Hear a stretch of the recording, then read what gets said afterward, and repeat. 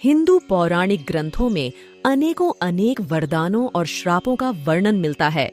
जहाँ तक श्राप का संबंध है, जो हर एक के पीछे कोई कहानी और कारण मिलता है। वरदानों ने जितना घटनाक्रम को संचालित किया, उससे कहीं ज्यादा श्रापों ने भविष्य में होने वाली घटनाओं को संचालित किया। आज हम आपको बताएंगे ऐसे प्रमुख 5 श्रापों के संबंध में। पहला श्राप, एक बार श्री लक्ष्मी के स्वयंवर में देवराशि नारद भी पहुंच गए, क्योंकि वे श्री लक्ष्मी पर मोहित हो गए थे। उसी स्वयंवर में भगवान विष्णु भी पहुंचे, लेकिन उन्होंने देवर्षि नारद का मोह अपनी माया से वानर के समान कर दिया। नारद को छोड़कर श्री लक्ष्मी ने श्री विष्णु भगवान का वरण कर लिया। जब नारद मुनि को इस बात का पता चला, तो वे भगवान विष्णु पर बहुत क्रोधित हुए और उन्होंने भगवान विष्णु को श्राप दिया कि जिस प्रकार तुमने मुझे स्त्री के लिए व्याकुल किया है, उसी प्रकार तुम भी स्त्री विरह का दुख भोगोगे। उनके श्राप के चलते ही भगवान विष्णु को राम अवतार लेना पड़ा और उन्होंने इस श्राप को पूरा किया।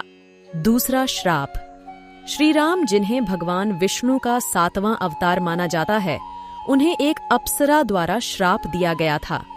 वह अप्सरा वाली वानर की पत्नी थी।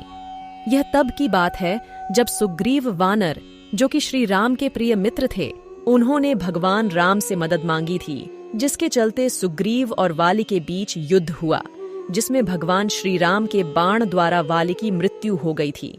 वाली को छल से मारा गया जानकर उनकी पत्नी तारा ने श्री राम को कोसा और उन्हें एक श्राप दिया।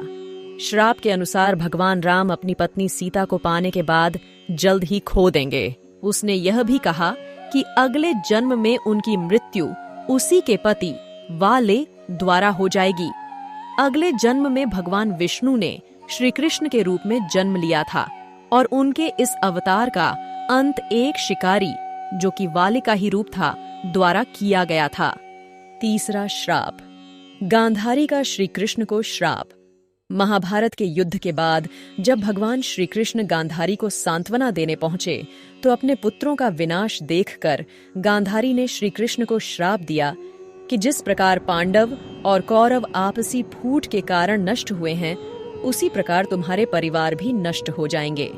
चौथा श्राप, वाल्मीकि रामायण के अनुसार एक बार रावण भगवान शंकर से मिलने कैलाश गया। वहां उसने नंदी जी को देखकर उनके स्वरूप की हंसी उड़ाई और उन्हें वानर के समान मुख वाला कहा। तब नंदी जी ने रावण को श्राप दिया कि वानरों के कारण ही तेरा सर्वनाश होगा।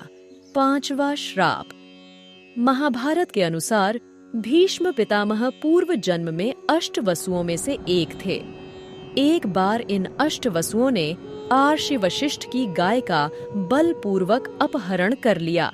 जब आर्षि को इस बात का पता चला, तो उन्होंने अष्टवसुओं को श्राप दिया कि तुम 8 वसुओं को मृत्यु लोक में मानव रूप में जन्म लेना होगा और 8वें वसु को राज, स्त्री आदि सुखों की प्राप्ति नहीं होगी। यही 8वें वसु भीष्म पितामह थे।